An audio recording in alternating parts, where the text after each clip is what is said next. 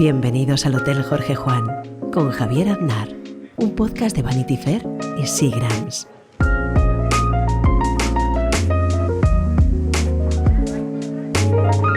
Hoy tenemos de invitado en el hotel a Álvaro de Grado. ¿Qué tal estás, Álvaro? ¿Qué tal? Muy buenas, encantado de venir aquí después de haberte escuchado tantas veces. Sí, nosotros nos conocemos desde hace años. Eres periodista deportivo. Has vivido 9 años en Manchester como corresponsal.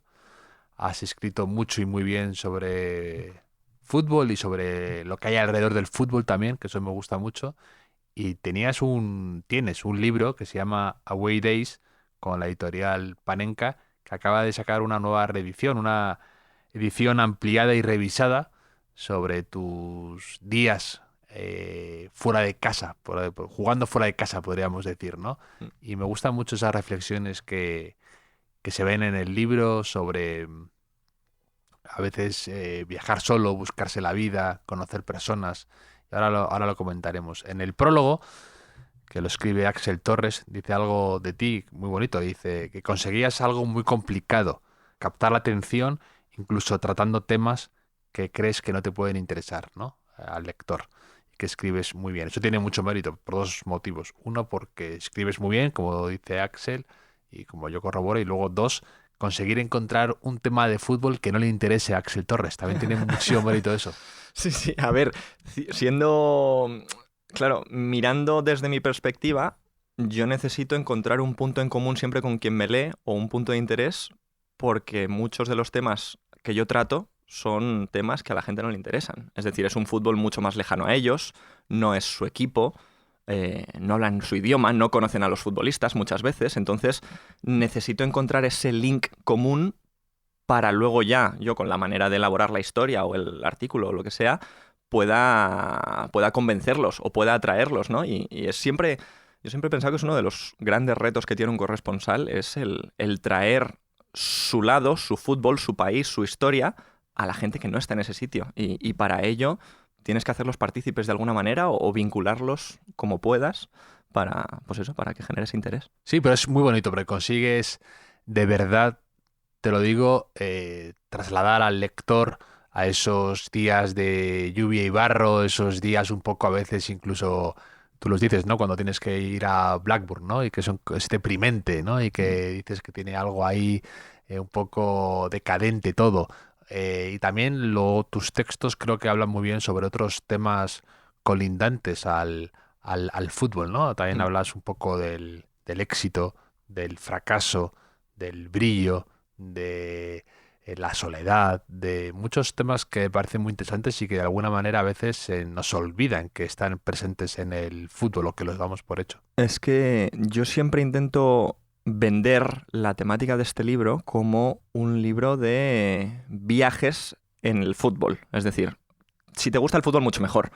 Pero creo que hay una gran parte de los capítulos, otros no te voy a engañar, pero una gran parte de los capítulos que se pueden consumir sin que te guste el fútbol. Porque está narrando, no sé si son las aventuras, pero sí el crecimiento personal y profesional de alguien que se va a un país que no es el suyo a buscarse la vida. A buscarse la vida de una manera que le encanta, que es viendo fútbol o conociendo estadios. Y para ello, cuando llega, pues ve mucho barro y se siente muy pringado y muy solo y muy inexperto. Y creo que a medida que pasas los capítulos, vas viendo cómo empieza a dominar el entorno, empieza a conocer a gente interesante, empieza a contar historias en mejores sitios o sitios de más repercusión y más altavoz en grandes medios de España. Y que, bueno, acaba el libro casado y con niñas. Quiero decir, es una evolución personal y profesional como muy natural a lo largo de los capítulos, pero que no solo, que tiene el fútbol como fondo, sino que va contando todo lo demás a lo largo de ese viaje, ¿no? Que es un libro de viajes en estadios de fútbol y en un país que es Inglaterra, que no era el mío, claro. Sí, no, y creo que además hay mucho de, pues por ejemplo, también de alguien que se gana la vida en un mundo como el periodismo, que es a veces complicado, cómo tienes que ingeniártelas, cómo tienes que ganarte, pues eso, la vida y ganarte un nombre y un respeto y una validez, ¿no? A la hora de escribir y de contar historias. Y luego también tiene algo mucho de, pues de esa fascinación que sentimos todavía El fútbol inglés, ¿no? por el fútbol inglés y por los futbolistas, de alguna manera, ¿no? Hace poco, mira, hablaba con dos amigos míos, que son los dos personas famosas y reconocibles por la calle, ¿no? Ujú. Y me decían los dos, en dos momentos diferentes, me dijeron los dos en la misma semana, me contaban, yo aún me sigo poniendo nervioso cuando conozco a un futbolista. Me decían, es lo único que todavía consigue que me... puedo conocer a muchas personas, pero que ver a un futbolista de un equipo y saber que se dedica al fútbol y que Nike le manda botas y no sé qué, me sigue fascinando como si tuviera 10 años. Y me hacía mucha gracia porque es volver a la época de los cromos, a la época que conectas mucho con estas historias y con los futbolistas de alguna manera. Y a ti esa fascinación se te nota en el libro, pero la fascinación tanto por el conocer a una persona, a un futbolista exitoso que ha ganado todo, a también hay mucho de el que ha podido llegar y se ha quedado por el camino. Y también exploras mucho eso y me parece muy interesante cómo hablas de la gente que ha tenido el brillo al alcance de la mano y se le ha escurrido entre los dedos. El futbolista es que siempre tiene como un foco de atracción, es un imán de atracción para la gente que ve el fútbol y vive el fútbol, ¿no? Yo creo que con el paso del tiempo, una vez estás allí, de tanto verlos, los acabas humanizando mucho más, ¿no? Y de hecho luego cuando los ves jugar al fútbol es cuando realmente te das cuenta de su talento. Es decir, está conmigo aquí hablándome normal, contándome una historia del día a día que yo también hago, ir a comprar una carne para comer. Sí, porque luego tiene el don. Pero luego lo ves en el estadio viéndole con 80.000 personas y le dan un balón y viene un auténtico bicho a quitártelo y es esa tranquilidad o esa habilidad, esa poca tensión en ese momento, Sí. cuando más exprimido estás para sacar ese talento, ¿no?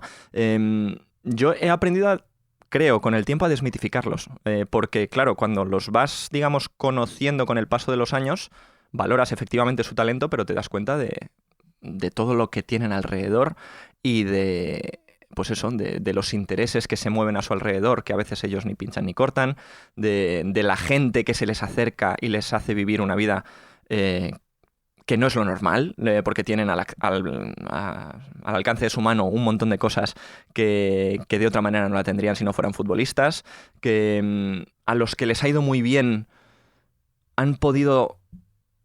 ¿cómo decirte? Es que no han tenido que decir no nunca, siempre lo tenían delante, la opción. ¿Quiero ir a cenar aquí? Sí, puedes. ¿Quieres estas zapatillas? Sí, puedes. ¿Quiero ir a este estadio? Sí, puedes. Puedes hacer absolutamente lo que quieras. A los que tienen éxito porque, aunque no puedas, vas a poder, porque te lo van a permitir, porque le va a beneficiar pues a ese restaurante tenerte dentro, a esa tienda darte esa camiseta, regalártela probablemente. O sea, es una vida muy irreal, creo, para el resto de humanos cuando el futbolista se pone así con el éxito por delante. A mí me parece muy interesante casi desde un punto de vista antropológico, porque es verdad que además es algo muy fugaz, que a veces dura muy pocos años. Y después dejas de tener ese... No, y después... Ya no se abren esas puertas, después no tanto, o es más difícil seguramente. Mucho más. Incluso hay algo ahí de... para mí un poco a veces que parece muy difícil de gestionar eso para un exfutbolista que ha conocido la gloria ya solamente por esa adrenalina, ¿no? Que experimentas cada semana, cada 3 días, cada sensación de vértigo. Perderlo de repente, te tienes que sentir un poco perdido en la vida, ¿no?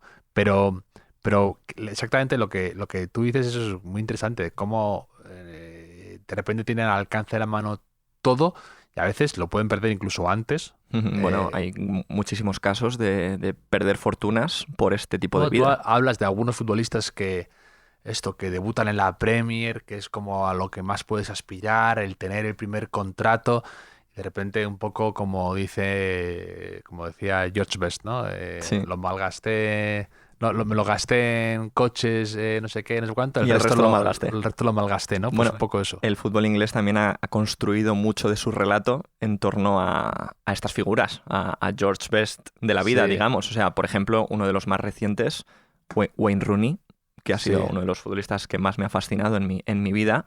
es un milagro que haya llegado hasta donde ha llegado o que se haya mantenido tanto tiempo Sí. en la élite. ¿Cómo es el tatuaje que te gusta que tiene una frase de una canción de Stereophonics, ¿no? Sí, Stereophonics, que ahora mismo no me acuerdo cuál es, pero sé que lo menciono, correcto. Dice... enough to perform. ¿Cómo era? Just enough education to perform. Eso es, como justo la educación... La educación justa para funcionar. Para andar sin caerme. Sí, Eso es. Y luego es un futbolista con un talento inmenso, pero que a lo largo de su vida pues ha convivido con la desgracia constantemente. Con su mujer ha sido el principal foco de atención de la prensa rosa durante años, porque él ha sido, hasta que llegó Harry Kane, el máximo goleador histórico de la selección, que lo consiguió superar. Del Manchester United lo es. Ha sido capitán en Old Trafford de mil maneras, siendo jovencísimo. Y ha sido uno de los grandes talentos, pero ha estado relacionado siempre con eso que dices, el haber tocado la cima, pero tambaleándose muchas veces. Hay anécdotas que te cuentan gente que ha estado en ese vestuario. Sí, que dices que es un milagro. Es un milagro que haya podido jugar cada fin de semana en la Premier League. Y aparte hay algo ahí, yo creo que tú también en el libro lo reflejas de forma recurrente, que te parece algo incluso, ¿no?, cultural, ¿no? El tema este de los lads, ¿no? De estos chicos ingleses que se han educado de una forma a veces un poco salvaje, por lo que sea, Uh-huh. y que tienen una forma de mantenerse o de llegar ahí que a veces es lo contrario a lo que cualquier persona razonable haría, ¿no? Pero que va intrínseco en su forma de vivir. Es que en Inglaterra hay una relación, creo, muy estrecha del fútbol y el pub. También con la música, por ejemplo, Sí. pero creo que los lads, el grupo de lads, que es un poco los chavales, ¿no? El grupo de chavales está como muy interiorizado, y cuando no son tan chavales, cuando son señores mayores también. La previa se hace en el bar, luego se va al estadio y después se vuelve al bar. Y eso forma parte, es como todo uno. No se puede ir solo al estadio si no vas antes o si no te quedas después. Sí. Se vive de una manera muy intensa el fútbol, y también muy cultural. Es claramente tu equipo y vas contra los de la otra ciudad porque hace 10 años te marcaron un gol que estaba en fuera de juego y te sigues acordando, ¿no? Sí. Pero dices, por ejemplo, en un momento dado del libro dices: los aficionados al fútbol tenemos una serie de rasgos comunes que nos permiten identificarnos entre nosotros. Lo de dividir los años por temporadas es lo más habitual, aunque también está lo de saberse los dorsales de memoria, lo de aprenderse las fechas de cumpleaños, lo de reconocer las botas de cada jugador o lo de identificar detalles de su aspecto físico como los tatuajes. Son pequeñas dosis de información que se aprenden casi sin querer, que se quedan contigo para siempre y que de vez en cuando salen a la luz para demostrarle absolutamente nada a absolutamente nadie. Es bueno. Esto es un poco la tradición del álbum de cromos, ¿no? Cuando éramos pequeños. Tú tienes un cromo, pues tú te sabes la postura en la que sale ese futbolista. Yo, en mi caso, me sé el año de nacimiento en el que nació ese jugador. Otro se acuerda, bueno, pues el dorsal que llevaba. Yo, por ejemplo, los dorsales no tengo ni idea. Me cuesta un montón, de los jugadores más élite del mundo, Mi hermano, no saber los dorsales. Mi hermano Álvaro te puede decir los dorsales que lleva cualquier futbolista y cualquier jugador de baloncesto. Que le preguntes. Sí. Es increíble. O sea, yo los dorsales a veces me lío, me suenan, pero me cuesta. Pero mi hermano, con los dorsales, no sé qué tiene, que le puedes decir, oye, ¿qué? Y además te dice, yo qué sé, imagínate, Camavinga, y te dice, no, empezó con este y pasó al otro. Y luego pasó al 6 y luego pasó. Te dice todo el recorrido de dorsales. Que parece una cosa increíble. Pues a mí me cuesta muchísimo dorsales. Es una información que no retengo. Igual como las botas de fútbol. No sé qué botas llevan los jugadores, pero no tengo ni idea si es Adidas, Nike, si son blancas o negras. No me fijo en eso. Pero sí retengo otro tipo de información. Pues como te digo, la edad de nacimiento. Retengo detalles a veces absurdos de lo que pasó en un partido, pero que luego lo utilizas y le das vida en otro momento de tu carrera, ¿no? Que este jugador pues fallara un día 3 penaltis, no es un ejemplo absurdo, pero bueno, que le pasara algo totalmente excepcional que luego lo puedes llegar a utilizar. Bueno, lo cuentas muy bien en el libro. Cuentas que está muy bien, ¿eh? Que cuentas un error y un acierto de lo que es a veces uno de los capítulos nuevos, ¿no? El timing, ¿no? Sí. Dices, un error fue que cuando tú dices, yo me pasé la vida en Manchester cubriendo las ruedas de prensa del Manchester City porque es tu trabajo tal. Y un día no vas y es el día que Pellegrini anuncia que se va y anuncian a Guardiola. Sí. Y dices, me lo perdí y dices una cosa que me gustó mucho. La mayor lección que he recibido jamás en el periodismo no me la dio una persona, me la dio la actualidad, ¿no? Sí, Como sí. a veces de estar en el momento de no tener que, a veces que el periodismo es tan cruel que puedes estar yendo todos los días, que fallas una vez y es el día que no puedes fallar y te lo comes, ¿no? Sí. Pero luego también cuento otra historia de un futbolista que comentas que, ¿quién era? Uno del Newcastle, creo, ¿no?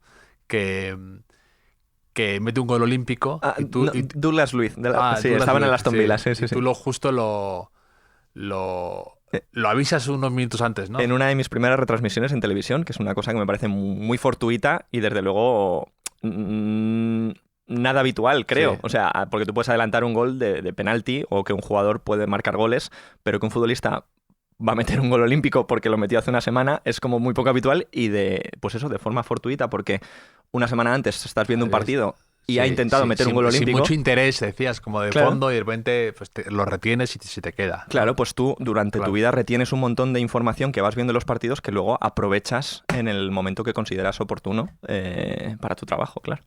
Sí, pues es, de estos ahí está lleno el libro, ¿no? De detalles, pequeñas historias quizá no tan... Me gusta cómo hablas de equipos que tuvieron un momento de gloria y luego se les ha marchitado, ¿no? Por el Blackburn Rovers o el Leicester, ¿no? De equipos que acarician un poco eso y luego se pierden, ¿no? A veces de lo complicado que es el fútbol, que a veces solo hablamos del fútbol más de élite, pero que el llegar ahí es muy difícil y el mantenerse aún más, ¿no? Sí, a mí una de las cosas que me gusta decir sobre estos capítulos es el intentar que la anécdota alcance el valor de categoría, convertirla en capítulo, la anécdota. Entonces, a raíz de una historia muy pequeñita o de una historia que han visto mis ojos en ese estadio y que es totalmente intrascendente, vas construyendo el capítulo hasta que efectivamente acaba siendo un capítulo, ¿no? Partir de lo más pequeño para acabar en una historia grande. Y yo creo que eso en el Leicester es un caso muy evidente.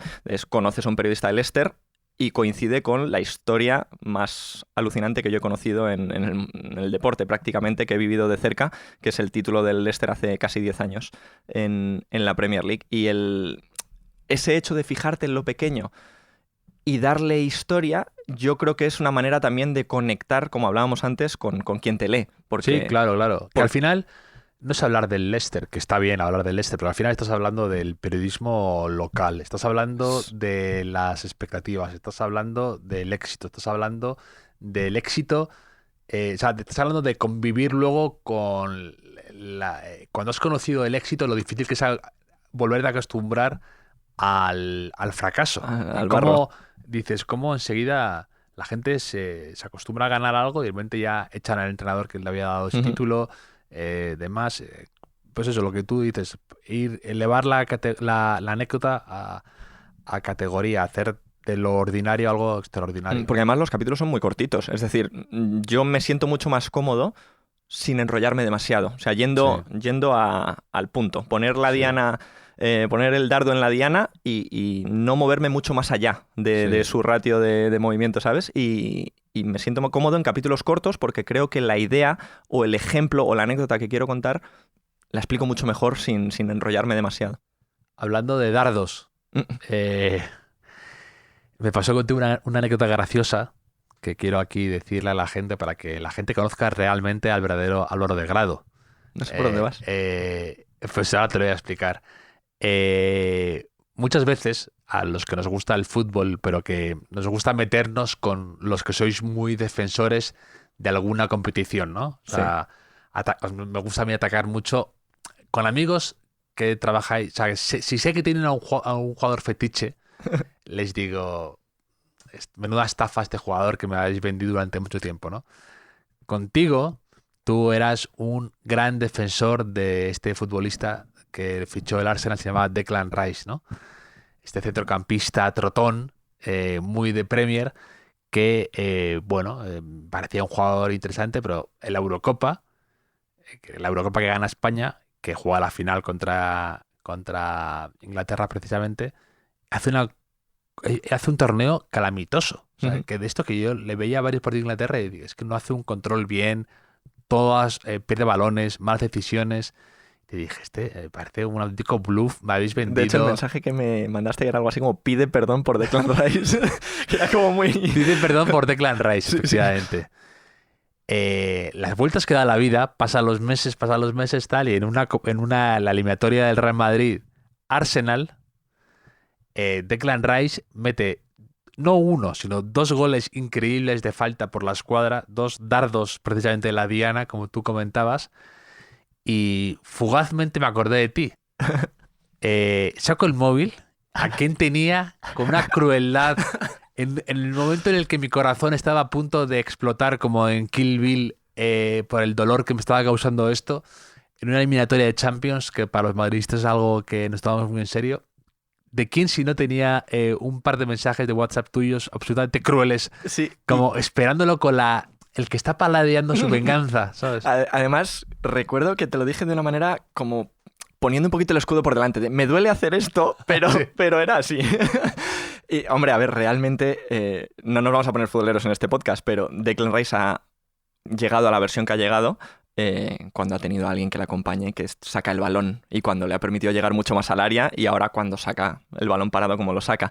Yo no tenía dudas de que era un futbolista de 100 millones. La Eurocopa a mí también me decepcionó, pero creo que ahora está empezando casi a ser de forma unánime un futbolista pues, de los más completos de Europa, Sí. seguro. Es que tú además has peleado mucho con eso, que yo tengo ahí mis dudas, ¿eh? Tú has peleado mucho con lo del cliché del futbolista inglés que no se sabe adaptar fuera de España, perdón, de Inglaterra, fuera de las islas, ¿no? Y yo en parte creo que hay algo de verdad ahí, ¿eh? Que no son, o sea, porque creo que son futbolistas muy apegados a un estilo, a una cultura y a una forma de competir y de jugar y de vivir, y les cuesta. Sí. No digo que no sean jugadores que no valgan para luego, pero que ha habido muchos casos de futbolistas que se van de Inglaterra y no demuestran su fútbol y tienen que volver enseguida. También Incluso- depende del tipo de jugador, yo creo. Porque hay jugadores que tú ves que son sobradamente buenos y preparados para cualquier nivel. Véase Harry Kane, por ejemplo. O sea, Harry Kane es un ejemplo que podría haber jugado en el Real Madrid Sí. y hubiera sido lo mismo que está haciendo en el Bayern. Y luego, por poner un ejemplo de otro escalón, creo, alguien muy de fútbol inglés y que no le está saliendo tan bien su viaje en el extranjero, que es Conor Gallagher en el Atlético de Sí. Madrid, que estoy convencido de que la afición del Atleti dirá, pelea mucho, corre tal, pero le das un balón y no mola tanto, ¿no? Pues yo creo que hay jugadores con los que se ve que cuando son tan superiores y tan buenos, ahora Bellingham está mal, pero creo que Bellingham es ese tipo de jugador. Creo que Bellingham va a rendir y ha rendido ya en el Real Madrid al nivel de una superestrella. Sí, pero Bellingham como que no le contamos como jugador inglés en realidad porque... Porque ha vivido fuera mucho, ha, ¿no? habido- Ha hecho su... ha estado como de Erasmus siempre y es un caso extraño, es un jugador... Y mediáticamente esto le está afectando, yo creo también, ¿eh? El no ha jugado en la Premier, Claro, Bellingham, por eso. nunca. No tiene a los periodistas ingleses de su lado. No hay una foto suya con el escudo este de la Sí. Premier. Y eso es, Rechazó al Manchester United, a Sir Alex Ferguson. Esto, jolín, alguien a la edad que tenía, 17, 18, decir, oye, no, que yo con vosotros no me voy, que me voy al Borussia Dortmund. No sé, no ha tenido ese tiempo y esa estancia en Inglaterra como para ganarse a los más media, ¿no? Bueno, pero es que ocurre un poco también de alguna manera al revés, ¿no? A lo mejor hay jugadores que han sido muy importantes en España y que han ganado cosas increíbles y que se fueron mucho tiempo a Inglaterra y que no tienen, y lo enlazo con el epílogo de tu libro, que lo hace Ujú. David Silva. Que David Silva es una leyenda del Manchester City, ha ganado el Mundial, ha ganado Eurocopas, un jugador exquisito, y quizá por no haber jugado en un equipo grande de España, en cuanto grande hago aquí comillas, pero en un Madrid, en un Barça, en un Atlético de Madrid, y ni siquiera haber pasado mucho tiempo en la liga, Ujú. hace que la gente a veces se olvide de él en la conversación, ¿sabes? Y no jugó en ninguno de los grandes porque no quiso. Quiero Claro, decir, por eso, porque la por opción la supuesto. tuvo y decidió ir al Manchester City, donde es un futbolista que puede presumir ahora de tener una estatua fuera del estadio. Sí, no, se habla de 2 estatuas. Se habla de David Silva en el Etihad, en el Ujú. aledaños de Manchester City, del estadio de Manchester City, y de Javier Aznar, que En tiene Old Trafford, ¿no? en Old Trafford, que tengo 2 partidos con 2 victorias ahí, y son las dos estatuas de españoles que va a haber en Manchester. Al lado de la Santísima Trinidad de George Best y compañía. Ahí ¿no? estamos, ahí estamos. Sí. Old Trafford, maravilloso estadio, ¿eh? Para Sí. la gente que nunca ha estado. Es de esos estadios que entras y dices, aquí han pasado cosas. O sea, Lo llaman el teatro de los sueños por algo, ¿no? Sí, Dices, entiendes el... aunque ahora el United esté como esté y desprenda ese aroma de perdedor casi en los últimos 10 increíble. años, que es increíble, una institución tan grande, pero tú entras en ese estadio y es otra cosa. O sea, a mí es de los, en primera instancia, los que más me impresionó. Luego, pues bueno, por tu trabajo te acabas acostumbrando a entrar en ese sitio cada día, cada semana, cada tal, pero la primera vez en Old Trafford es una cosa de... Estos banquillos escalonados me chiflaban. O sea, Sí. esto de... El césped tan alto Sí. que tiene ahí una cosa que cualquier Sí. día un futbolista se va a Porque abrir la cabeza. Tiene un terraplén increíble. Tiene un terraplén como- increíble, sí, con los ladrillos ahí que Sí, están para poder lo de la andar. es muy bonito. Es un estadio muy bonito. Sí, es una maravilla. Es que el punto geográfico de Manchester es una maravilla para la gente que le gusta el fútbol. Es una maravilla, porque a menos de una hora en tren tienes a los dos de la ciudad, tienes Liverpool y Everton, que están a eso que te estoy diciendo de distancia, y luego tienes varios clubes colindantes, Blackburn, Burnley, Stoke, que tú dirás, no me apetece tanto, Leeds, no me apetece tanto, pero cuando vives en Manchester, ¿qué pasa? Que al Chelsea, al Arsenal, al Tottenham y a todos los que están en el sur van jugando cada semana también contra Claro. esos equipos, entonces te permite ir a verlos muy regularmente. Siempre tienes un buen partido que ver Al alcance de la mano. al alcance de la mano. Si no quieres ir todos los días a Old Trafford, a Anfield o a Etihad. Pero tú que ya estás en ese momento que le pasa a mucha gente que conozco, ¿eh? Y tengo amigos, por ejemplo, que le pasa con la gastronomía, ¿no? Que ya solo les gusta comer cosas muy raras. Comer cosas ya casi incluso cosas que ya no se cocinan porque son cosas antiguas o porque demás, porque son platos, son recetas que se perdieron, cosas que se hacían en la época de no sé qué. Pues tú estás en ese momento ya, que has visto tanto fútbol de la creme, que ya solo encuentras el placer en un partido de cuarta división, Ahí. de barro y de todo esto. El infrafútbol de mi querido Enrique Ballester. Sí, que a mí me encanta y me fascina ese fútbol, pero hay una cosa, y lo quiero decir aquí porque los que somos periodistas y nos dedicamos a esto, a veces damos por hecho que lo normal es ir cada fin de semana, pues en mi caso era Old Trafford, a Anfield, a ver los mejores partidos del mundo o de la temporada, y llega un punto en el que lo das tan por hecho que dices, jolín, hoy Manchester United Crystal Palace, miércoles 9 de la noche, jornada intersemanal. No me apetece ir. Y dices, joder, pero si yo con 20 años esto lo vería encantado en el sofá de mi casa y estaría deseando ir, y ahora mismo me está dando pereza porque llueve y porque tengo que coger un tranvía de 20 minutos para llegar al estadio, ¿no? Y el perder ahí nos ha pasado a todos, ¿eh? Supongo que a todo el mundo que le gusta su trabajo, en el momento en el que lo naturalizas y se convierte en rutina, hay algún día que te da pereza trabajar o te da pereza ir a ese estadio. Y luego... Sobre todo por lo que a veces, por el antes y el después, ¿no? Cuando estás con mucha gente a la vez, Sí.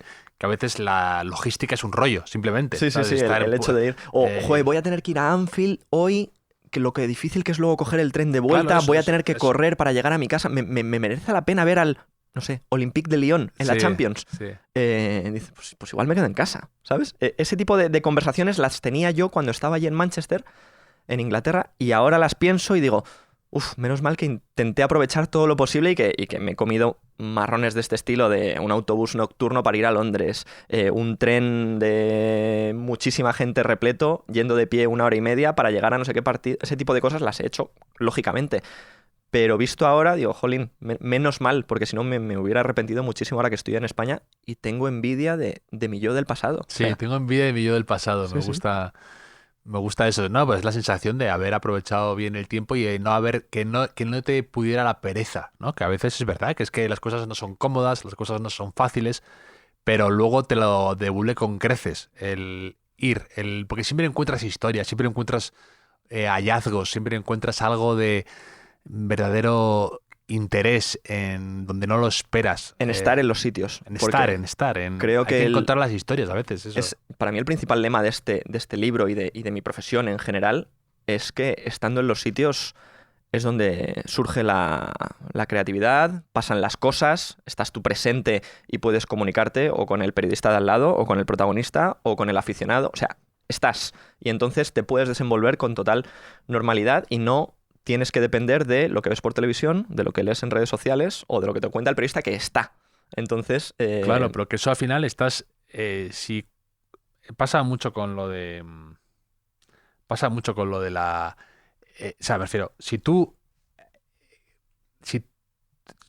el ir a los estadios, por ejemplo, te permite fijarte en cosas que los demás no se están fijando porque la cámara no lo está enfocando y tú hablas aquí, ¿no? De repente te fijas en un futbolista que te hace ilusión ver o te apetece y te fijas, tú haces como le haces un seguimiento y le ves cómo se comporta, le ves cómo... Y creo que eso no te lo da estar en tu casa en el salón con la imagen que te da la cámara, evidentemente pierdes muchos detalles, pierdes muchas cosas que son realmente de las que tú puedes sacar luego información. A mí también me ocurre cuando yo tengo que mandar alguna columna para el AS o para el ABC de un partido y a veces tengo el cierre, digo, pues casi mejor sería verlo por televisión, pero Y ya cogeré la idea de alguna manera y la estiro, no, le doy pero forma. voy porque te permite fijarte en cosas que los demás no se están fijando y eso es lo que te da un montón para mí, de material para luego escribir y luego desarrollar y saber. Sí, y que para escribir muchas veces necesitas haberlo vivido. Porque si no lo vives, si todo es por televisión, yo creo que te faltan muchos links que puedes utilizar a la hora de redactar tu artículo, tu capítulo, tu lo que sea. Creo que vivir el libro es lo más importante para que luego te salga un libro. No solo coger las historias que has ido leyendo en esta entrevista, en este medio de comunicación o en este Twitter o en este lo que sea, ¿no? Sí. El haberlas vivido en primera persona creo que es lo que le da luego el valor a la historia. Total. Aquí, Álvaro, tenemos la tradición del cuestionario Proust. ¿Te parece que te lance alguna pregunta para saber... por supuesto. Para conocer más a Álvaro de Grado, ¿te parece? ¿Cuál dirías que es tu idea de felicidad perfecta? Bueno, aquí tú lo sabes, no lo hemos mencionado, pero mi vida ha cambiado mucho en los últimos 2 años. Entonces, he tenido 2 niñas que se llevan 15 meses, son muy pequeñas. Cualquier padre que esté escuchando esto sabe lo que implica. Entonces... ¿Sabe la barbaridad que acabas de cometer? En 15 meses de diferencia. El hoyo en el que estoy metido ahora mismo, vital, que la mayor no tiene ni 2 años todavía. Con lo cual, mi termómetro de felicidad ha cambiado mucho en mi vida en los últimos 2 años. O sea, si esto me lo preguntas hace 2 años, mi felicidad seguramente iría enfocada a otro sitio. Pero ahora con 2 niñas en casa, 3 con mi mujer, por supuesto, noto que proyecto de otra manera mi felicidad. Y yo, que esta es la pregunta que me sé de memoria, las otras no me acuerdo todas, pero esta evidentemente es la que me sé, lo proyecto en escenas cotidianas, sobre todo. Y la más normal para mí, la que más me gusta, es un día de volver del trabajo o de comentar un partido que ya me ha hecho feliz en su proporción laboral, digamos. En el mundo profesional ya me ha hecho feliz comentar un partido, ver un partido que me ha gustado mucho y llegar a casa. Nuestro apartamento tiene un pasillo bastante largo, nada más entrar, que no hay una habitación a los lados ni nada. Tienes que andar el pasillo. Entonces, mientras dejo el abrigo y quito las cosas de encima y voy caminando en este pasillo, voy diciendo Martina, Martina, como la niña, la que tiene casi 2 años, ¿no? La que ya se entera de las cosas, como para reclamar su atención. Y entonces, mientras voy andando por el pasillo, ya voy escuchando el... ¿Sabes? Va, como que me ha escuchado, ha captado el mensaje y en el momento en el que gira la esquina del pasillo, dice ¡Papá! ¡Papá! Sí, sí. Pues eso es un momento de felicidad, de volver a casa y saber que está Martina esperando, corriendo, de que Candela está en su hamaca y de que está Ana también esperando, ¿no? Entonces, el proyectar esa felicidad en tus momentos familiares es ahora mismo cómo me ha cambiado la vida sencillamente en los últimos meses. Sí, que antes la encontrabas en un Luton, Exacto. En un Luton no sé qué de 4ª división inglesa. Yo solo en un estadio. Con tu abrigo Claro. de los partidos, que eso dices, que es clave, ¿no? El abrigo que te cubría hasta las rodillas. Porque hace frío también en las piernas. Claro, es que eso es un error que mucha gente... De hecho, es algo que yo estoy muy obsesionado, que no sé por qué, de un tiempo a casi esta parte, hubo un tiempo en el que los abrigos largos se dejaron de hacer. Ya no encontré los abrigos largos y creo que es un renunciar a un cobijo y a una felicidad increíble. Mira los abrigos estos que lleva Wenger, Ese me es encantaban. el mítico Plumas, ¿no? Que llegaba casi hasta los tobillos. Sí, y luego hay unas fotos de Mourinho, como en el año 2000 y pico, cuando los primeros eliminatorios estas contra el Barça y contra tal, Ujú, que llevaba un abrigo largo increíble de Armani, ujú. que parecía lo más elegante del mundo. Y no sé por qué de repente las marcas dejaron de hacer ese tipo de abrigos, Yo tengo de abrigos largos. mi abrigo de los partidos, pero de partidos cuando vas a la grada, no cuando vas a zona de prensa, porque Claro. sí, bueno, estás en el estadio, pero no es lo mismo, porque en el descanso no te metes dentro, porque las butacas de aficionado no son iguales y sí. porque pasas más frío. Sí, Y sí. ese abrigo tiene que ser hasta las Claro, rodillas. claro, porque te... De hecho, lo he dejado casi de utilizar desde que estoy en España, porque primero aquí no hace tanto frío y porque la experiencia que he tenido en el fútbol no ha sido tan batalla, fría, claro, sí, no- tan batallera. Lo has dejado ahí como el que cuelga el, Lo podrían marcar, ¿verdad? el este de militar, ¿no? El año pasado me fui a Inglaterra y por supuesto me llevé mi abrigo de los partidos, que es, pues eso, ha vivido en muchos estadios. ¿Y cuál dirías que es un gran miedo que tengas? Un gran miedo, yo creo que sería la pérdida, o dicho de otra manera, la muerte, ¿no? Creo que en mi vida he tenido mucha suerte en general en mi familia porque, por ejemplo, tengo 3 abuelos, tengo 34 años, 3 de 4. He vivido 34 años Sí, sí. con mis abuelos y siguen. Quiero decir, los 3 están moderadamente bien. Mi abuelo que falleció cuando yo tenía, no sé si eran 13 años o así. Es decir, todavía no tenía ese punto de madurez como para darme cuenta quizá de lo que estaba suponiendo, ¿no? El perder a un abuelo tan pronto. Entonces he tenido mucha suerte en que no he experimentado prácticamente pérdidas en mi vida. De hecho, no sé, en mi familia, por un lado somos 30 y pico y por el otro casi 20. Entonces, en las típicas reuniones de Navidad o durante el año, cada vez somos más, o éramos más gente. Nacían primos, Sí. ahora nacen sobrinos o nacen hijos nuestros, pero no se va gente. Y creo que va a llegar un momento cada vez más próximo, evidentemente, que va a ir faltando gente. De hecho, o sea, ya por redondear, es que ha habido casos de cáncer de mama que se ha superado.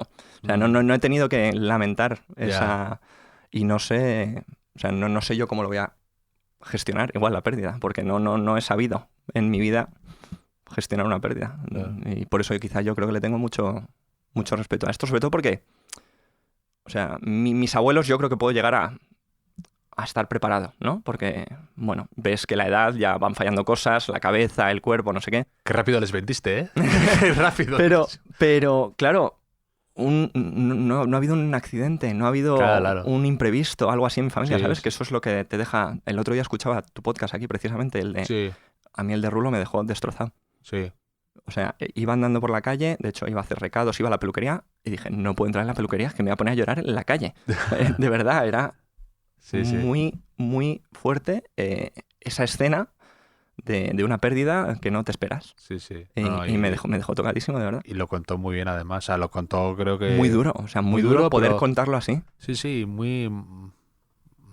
increíble, sí, sí. Mira, de hecho, perdona, es que justo ahora, lo que te decía antes de que con las 2 niñas me ha cambiado el tema de la Sí. felicidad, yo creo que también me ha quitado como un cinturón de la seguridad, porque ahora como que tengo miedo constantemente de otras cosas, ¿sabes? O me emocionan más otras cosas porque lo proyecto en las niñas. Sí, claro. Y yo creo que cuando contaba esa historia, no paraba yo de hacer paralelismos con mi vida. Sí, sí, sí. Y dije, Ya. no sé si algún día o de alguna manera se sale de eso. Sí, sí, sí. ¿Y un rasgo que no te guste de ti mismo? Un rasgo físico te diría mis manos, que no las has mirado, con lo cual me alegro. ¿No te gustan tus manos? No, pero me muerdo las uñas, con lo cual es un... Ah, no ya. es las manos en sí, es los dedos. Mira, me las tapo para que no las veas. Porque me muerdo las uñas toda la vida. No, y no, más allá del físico, pues te diría que utilizo demasiado, por ejemplo, el móvil. Creo que es una cosa que soy consciente de ella. Los que están a mi alrededor son conscientes de ella. Me supone de vez en cuando algún que otro encontronazo y creo que es gestionable. O sea, que puedo y que a veces lo intento mejorar, pero es algo que me gustaría. ¿En cuántas horas de pantalla estás en...? Pues lo podemos mirar, sí. No sé cuántas, es que no lo sé mirar, porque claro, depende también muy vinculado a mi trabajo esto, Claro, ¿no? de Sí. si es un día con fútbol, sin fútbol, en el que trabajo, estoy en un sitio, estoy en otro, hay muchas horas ahí, no sé cuántas. Yo estoy igual, ¿eh? Yo también, Sí. y a veces Es más, me da rabia, pero es una herramienta de trabajo al mismo tiempo, entonces es una cosa... sí, creo que es más el punto no de estar cuando tienes que estar con el móvil, sino dejar de usarlo cuando no tienes que estar con el móvil. Claro, Porque a claro, veces por supuesto. como cosa de pura rutina, coges el móvil, Sí, como actualizas Twitter, el bostezo que se... ves 2 stories y ya está. Y podrías no hacerlo en ese momento, ¿no? Sí, pero y a veces hay una sensación de lo que se dice, ¿no? Un poco eso del FOMO, ¿no? Pero a mí me ocurre mucho a nivel que no quiero perderme algo, no quiero perderme una recomendación, un comentario, una cosa de actualidad, una historia que está ocurriendo, una noticia. Me da rabia, entonces estoy siempre como pendiente y siempre ahí en casi estado de alerta. No es nada sano ni nada bueno, por supuesto. A mí me pasa con las jornadas. O sea, cuando sé que hay partidos buenos y por lo que sea no estoy atento, pues evidentemente hasta de algún modo entre broma pero en serio también pido permiso. Oye, que sepas que en esta hora próxima voy a estar atento porque Sí. están pasando cosas que me afectan laboralmente. Sí, sí. ¿Y un rasgo que no soportes en los demás? Mira, el haber estado tan cerca del fútbol, yo creo que la ostentación, alardear. Hay mucha gente en el mundo del fútbol con la que he tenido convivencia o relación.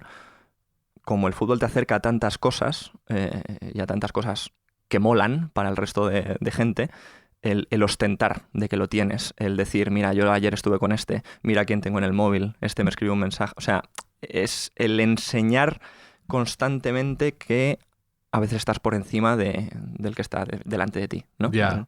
O me he comprado esto, o me han regalado porque yo conozco a tal, ¿sabes? Ese tipo de cosas que no tiene que ser, de hecho no suele ser por parte del jugador, sino de la gente que le rodea, ¿sabes? Que son los que viven El famoso entorno que decía el Cruyff. entorno, correcto. Esto es mucho más relacionado con el entorno que con el propio protagonista, que él, bueno, pues le suele pasar y se lo merece y es como más natural que le pase esto, ¿no? Pero el entorno es el que aprovecha la estela que va dejando la figura principal, ¿no? Y hay muchísimos casos de eso, de presumir de una vida que la estás viviendo gracias a quien está a tu lado. Yo lo dejé comentado por aquí, que me parece un tema interesante sobre el que escribir. El concepto entorno, el concepto séquito. Cómo afecta a según qué figuras, cómo a veces las anula, cómo a veces son los que deciden cosas importantes de vidas ajenas. Y eso me parece muy interesante porque siempre me ha gustado mucho esas figuras que no estás viendo, ¿no? Alrededor de un político, por ejemplo, alrededor de...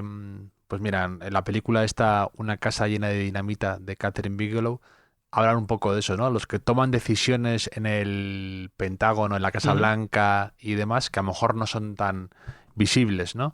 Pero también pasa con entrenadores, con futbolistas, gente que maneja una gran presión, como a veces Le van condicionando, ¿no? se van condicionando, les van a veces gente un poco que les susurra al oído cosas. Y esto, estamos poniendo el ejemplo a veces negativo, pero también lo hay en positivo. Por supuesto. O sea, hay entornos muy positivos y personas que le hacen mucho bien a los protagonistas. Totalmente cierto. De gente, a lo mejor eso también, CEOs de empresa, ¿no? De gente, ¿quiénes son sus personas de confianza? Y cómo a veces gente que ha estado en la sombra les ha podido beneficiar, en este caso que comentamos, ¿no? Que les ha podido ayudar, les ha podido... Eso me parece interesante, ese tema. Es difícil de atrapar porque precisamente mucha gente ya está un poco en la sombra. Y luego también, ¿hasta dónde llega el entorno? Sí. ¿Qué es exactamente? Claro. ¿Es un primo que no tiene relación? ¿O es la persona de la marca que le manda ropa y que constantemente tiene trato? ¿O en casos de fuera del deporte, como estás diciendo? O sea, ¿qué es entorno? ¿Alguien que está en la reunión o alguien que tiene voz y voto? No, pero por ejemplo, la serie esta del séquito que tuvo mucho de Entourage, que iba de un actor de Hollywood que y el grupo se rodeaba de sus 4 amigos de la infancia, su hermano que hacía de representante, el otro que hacía de no sé qué, y cómo eran él se protegía se refugiaba en ellos y cómo iba labrándose la carrera con ese séquito alrededor, ¿no? Ujú. Es interesante y da juego, eso sí. Ujú. Sí, sí. Pero es verdad que a veces hay entornos maravillosos y hay entornos muy complicados y luego eso, que es una especie de entelequia, una especie de halo alrededor de los futbolistas que no se ve a veces o que Pero es interesante. en ese entorno, en el mundo que yo me muevo, siempre están picoteando los agentes, los representantes. Sí, sí, claro. Dominar el entorno es uno de los trabajos de los representantes más complicados, porque no solo necesitas a veces el sí del jugador, necesitas que el que está siempre con el jugador le vaya diciendo cosas al jugador. O necesitas controlar al jugador de una manera que tú no lo puedes hacer directamente, sino que necesitas a su padre, a que su peluquero le diga dos cosas, a que tal persona se acabe acercando, ¿sabes? Ahí hay un movimiento de fichas que interesa. Y para los propios clubes, a veces, cómo le lanzas un mensaje a tu jugador sin que sea directamente y tan frontal. ¿Qué piezas utilizas? ¿Un empleado de no sé qué? ¿Un compañero de equipo? O sea, Sí. ahí hay la gestión ahí Sí, muy de la difícil. élite del profesional es muy... Tiene una frase genial, Mourinho, de esto, con Las Diarra, que él decía, acabé de la gente de Las Diarra harto, porque si no jugaba venía a quejarse, y si jugaba venía a pedir una renovación o venía a pedir algo, una mejora, o venía a pedir un alargamiento de contrato, entonces decía que era siempre que acababa harto Las diarra, ¿eh? de Las Diarra, bueno, otro grande de esto. Del fútbol del bueno, que tú dirías, ¿no? Con el 10 a la espalda. Que fíjate, Sí. dorsales me sé pocos, pero de ese me acuerdo, ¿eh? De Las Diarra con el 10, son cosas que no se olvidan. Símbolo de una época. Un gran viaje futbolístico, aparte de los que has hecho, evidentemente en Manchester y demás, pero algún viaje gran futbolístico que te haya gustado o que recomiendes a la gente, que te haya sorprendido. A ver, teniendo en cuenta que mi vida ha sido un viaje en sí mismo, claro... Qué bonito eso te ha quedado, ¿eh? No, bueno, es que ha sido un viaje al extranjero para ver fútbol constantemente. El mundo son mis zapatos y por abrigo tengo el cielo. Claro, yo recomendar 3 días, que es lo que supongo a lo que te refieres, ¿no? Recomiéndame 3 días de fútbol en Sí. Inglaterra, ¿no? Sí, ok. No, una zona que te haya sorprendido, que te haya gustado, pero incluso a lo mejor no porque hayas visto, sino porque te gustó ese viaje, ¿lo recuerdas? Yo lo recuerdo, tengo en un altar un viaje que hice por trabajo hace varios años, cubrí la Champions League para una televisión mexicana como pie de campo. Y eso me permitió ir a estadios que yo no había ido nunca, entre ellos los 2 escoceses. Inglaterra me la conozco de arriba abajo, casi sin fallo, la mayor parte de los estadios, pero nunca había estado en el fútbol escocés y nunca había estado en Celtic Park. ¡Qué barbaridad!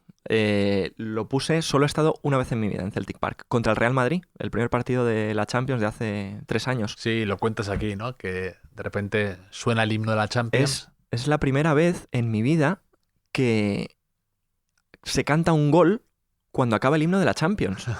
Como estamos aquí, esto es increíble, vamos a comernos al Real Madrid, ¿no?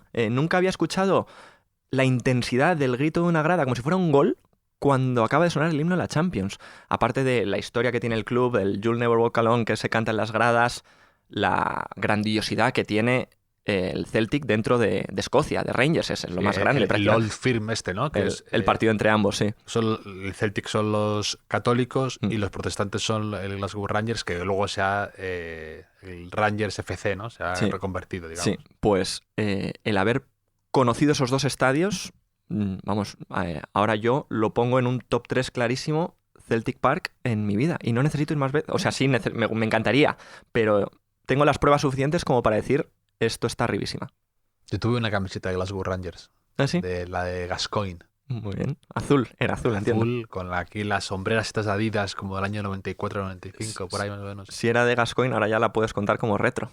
Ahora sí, bueno. Son claro, de esas que te puedes poner para vestir en según qué sitios. Hombre, la puedo llevar al sitio este de que ve Classic Football Shirts. Sí. No, hay un chico aquí en Madrid que se dedica a comprar camisetas vintage y tal. Entonces, lo comento mucho esto con Quintana, porque nos hace mucha gracia el cómo negocia. Tú le llevas una camiseta tuya de hace años y él te hace una oferta. Entonces, y te dice, no, yo no puedo comprar esta pieza porque... Y me gusta, tiene un tono como de como de Profesional. profesional que te explica, no, porque esto es vinilo, porque no, esto se despega, y esto no. Bueno, esto es- en las camisetas de fútbol vale mucho más si es de llevada en partido, claro, ¿sabes? claro, sí, De futbolista. Si le has pillado ahí de un futbolista por lo que sea, eso tiene un valor extra sí, siempre. sí, sí. Que siempre me he preguntado, ¿eso cuál es el protocolo? Digo, ¿la gente las lava después? ¿O te dan, o sea, te dan la camiseta un futbolista y dices, esto Hay lo, mucho- lo lavo en casa, ¿no? Porque me da como, o Hay sea, ju- no voy hay- a coger la camiseta sudada de este tío, en Maradona, me da igual. Yo he visto gente que las enmarca, a veces enmarcadas con la mancha de barro ahí en una de las Sí, partes porque sí, se ha tirado claro. al suelo, pero luego están enmarcadas, depende. Hay mucha gente que hace muchas colecciones de camisetas, luego otros las acumulan por acumular o las dividen en perchas en el trastero. Sí, o pero los otras- futbolistas, ¿no? Que llevan camisetas y que a lo mejor tienen una bolsa. Yo he visto a futbolistas con bolsas increíbles que dices, qué maravilla de colección. Pero esas camisetas las han lavado o tienen ahí 40 camisetas apiladas, sudadas. Me ¿De parece algo- dónde es ese césped que hay ahí? Sí, sí, sí, sí. Una charla o una entrevista o una conversación con alguien del fútbol que te haya impresionado por su claridad, por su personalidad, por su lucidez. Alguien que te haya gustado charlar. Tú que has hecho muchas entrevistas, que has conocido a muchas personas del infrafútbol a la élite absoluta. Sí, mira, pues te voy a decir una de cada, yo creo. La primera es de la élite absoluta, que además es en mi etapa cuando más impresionable era. O sea, no había vivido tanto estas cosas. Y en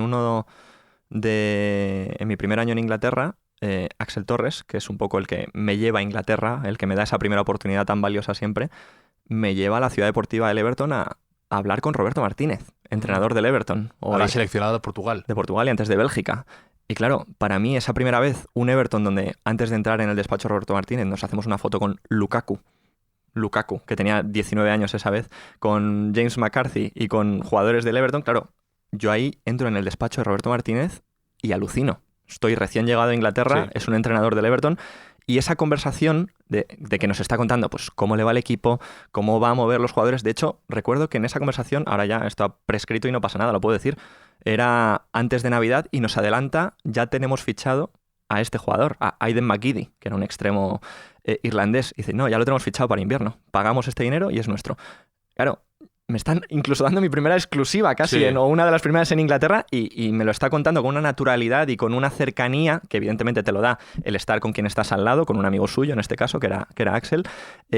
A mí me fascinó eso, el poder hablar de tú a tú con alguien que estaba en un banquillo de la Premier League sobre su equipo.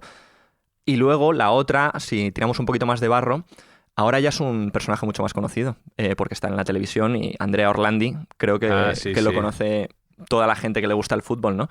Pero mi primer acercamiento a Orlandi, bueno, no era mi primero, pero Brighton. sí, en Brighton era el primero, y luego después él está en Blackpool, que es una etapa que ha utilizado muchísimo para reírse un poco de su carrera y de sus experiencias, ¿no?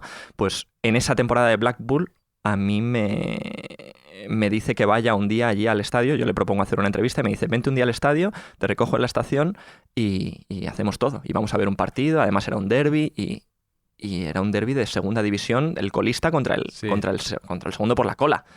Y el que alguien así me contara lo que me contó ese día, diciéndome, pues me arrepiento de haber venido aquí, este club es un desastre. Sí.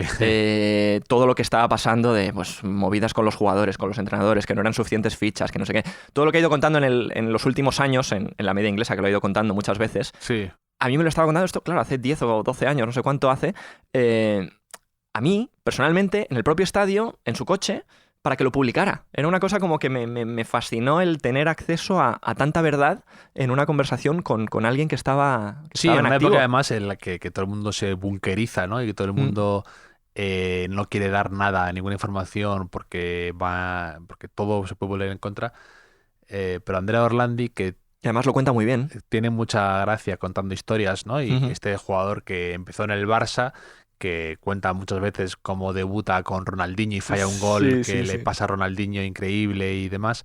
Y luego se va a Inglaterra. Y luego se va a Inglaterra y se busca la vida en distintos clubes, pero cómo habla, es una figura muy inglesa él, ¿no? Sí. Un poco el pandit este que se dice, ¿no? Sí. Estos que dan color a una conversación de fútbol, que quizá no han sido los que han tenido la carrera más fulgurante, pero saben hablar, saben contar una historia, saben contar una anécdota, saben dar algo de color y de contenido A las narraciones o a los comentarios, a los eso, análisis a veces, sí. eso. Y creo que es una figura que aquí no se ha estilado tanto, y él lo hace muy bien porque tiene mucha gracia. En la media inglesa ha contado muchas historias de sus peores compañeros de vestuario, cosas bastante... Claro. Hay muchos que son del Blackpool, ¿sabes? Sí. Hay muchos de ese año, entonces ha sacado mucha chicha. Pero lo cuenta con mucho estilo humor, también cuenta cómo es... creo que es algo que muy poca gente ha contado, ¿no? Que tú vas a un vestuario y te encuentras con el típico veterano que te hace la vida imposible porque él defiende su puesto y se defiende su cortijo como si fuera con uñas y dientes, que a lo mejor sabe que está en una época peor física y que no le da, pero el tío se aferra al once y se aferra a su estatus y no te va a hacer nada. Eso a veces no se ha contado tanto en las intrahistorias. Luego, por ejemplo, hay mucha gente joven que habla de esto de ir a un vestuario por primera vez, de que, claro, tú estás acostumbrado a jugar en una cantera de un equipo eso sí. Y llegas aquí con 15 tíos de 32 años que necesitan cobrar ese sueldo, necesitan ganar ese partido. Chaval, aquí no venimos a hacer tonterías, o sea, venimos a ganar el partido cueste lo que cueste. Pagan un bonus por mantener la portería a cero o por ganar el propio partido. Hay bonus en los contratos futbolísticos que van por ahí y que se gana en Inglaterra. Por ejemplo, David Raya, que ahora está en la selección, en su día me contaba que él el sueldo lo ahorraba entero, su sueldo. Él vivía en Inglaterra con el bonus de portería cero, con el bonus de appearance, que es participar en el partido, estar en el partido, y con el bonus de los resultados que consigas, porque si ganas más dinero. Entonces, si un buen mes que juegas 6 partidos en segunda división, por ejemplo... Claro, los variables te cambian. Solo con los variables ya tienes el dinero para vivir. El resto lo haces lo que quieras. Y eso, efectivamente, lo que tú dices, que a veces no... que no nos damos cuenta a veces de esas cosas, de cómo funcionan los intereses de cada jugador en un equipo, en una plantilla y todo eso. El momento en el que llega cada uno de su vida también. Puede ser un veterano y pasa mucho con los futbolistas canteranos del Real Madrid, del Barça, del Atlético de Madrid, que salen de esa burbuja en la que han estado conviviendo con las mismas comodidades que la élite más grande y se tienen que ganar la vida en otro escenario, y a veces les cuesta mucho adaptarse, les cuesta años volver a esa realidad, ¿no? Salir de eso. A la burbuja de los grandes clubes. Pues sí. ¿Un libro de fútbol favorito que tengas o un libro que te guste regalar relacionado con fútbol o con lo que tú has escrito más o menos de viajes y de cultura y de cosas así? Sí, esto me tengo que ir a literatura británica, que he leído mucho porque creo que ahora en España estamos publicando más libros de este estilo. Me gusta más el tono de los libros que se están publicando en los últimos años en España. Pero considero que había un vacío de cosas que se hacen en Inglaterra, de contar historias que no sean una biografía, que no sean una historia sabida, que se le da forma de libro. Y, por ejemplo, te voy a decir un par de títulos que tengo muy en mente. Michael Colvin, que es un autor británico, tiene uno que se llama The Nowhere Men, que es como los hombres que no están en ningún sitio, ¿no? Sí. Que es sobre los ojeadores. El rol de los ojeadores en el mundo del fútbol. Habla con distintos ojeadores y te cuenta casos reales de a este futbolista dónde lo vi, por qué llegó a ese equipo, cómo lo recomendamos, cuántos kilómetros he tenido que hacer, quién me ha costeado estos kilómetros. Es interesante, es un poco lo que la gente está a la sombra y luego que son como los de los críticos gastronómicos o los... Los, que muchas veces son los que detectan el talento y dan el aviso de hasta hay que ficharlo hoy mejor que mañana. O los talentos, los que buscan talento de la música, ¿no? Otra vez estuve con uno que había descubierto a Coldplay y que ahora se dedica al tema de vinos y me estaba hablando contaban cómo él había visto a Chris Martin en un bar cerca de Camden y cómo se había fichado para la discográfica. De esto hay una peli que es preciosa, a mi parecer, que es Begin Again. Sí, con Keira Knightley, ¿no? Esa canción es una banda sonora que me pongo muchas veces yo en Spotify, esas canciones, y va de esto, de alguien que detecta el talento en un bar y se le imagina cómo sonaría si le mete la producción. Esa escena es preciosa para recordar. Pues este libro te lo diría como uno de los que más me gustó en ese momento, y luego hay otro que es una idea que me gusta mucho y que en algún momento hasta como que me he planteado poder traerla a la literatura española, y se llama The Bottom Corner. Y lo escribe Nigel, no me acuerdo el apellido, Nigel Tassel o Tassel, no me acuerdo, pero la idea básicamente es elegir 5 clubes de 5 divisiones o 5 situaciones distintas, y él ir comentando o ir pasando de cada club durante toda la temporada. Vivir una temporada con 5 clubes distintos. Sí. Que esto se ha hecho en televisión más o menos, pero con el nivel de acceso que te da pues estar en Claro. un equipo de segunda división que te cuenta unas penurias, y otro de liga amateur o liga de empresas que te cuenta que no son jugadores suficientes, ¿no? Pues el ir saltando de historia en historia en el mismo libro, lo cuenta en ese libro. A mí me gustó mucho también en su momento cuando lo leí. ¿Un olor favorito que tengas? Las palomitas. Pensabas a decirme el césped de la hierba recién cortada del estadio. Sí, si nos ponemos un poco así como más... ¿Y dices palomitas? No, el pan recién hecho. Sí. El pan No, a recién mí hecho. Estoy de acuerdo contigo. El olor del cine, palomitas, se me mezcla ahí con el olor un poco también a desinfectante de la sala. No sé qué, y me encanta. Sí. Ese olor un poco artificial, un poco palomitero, un poco...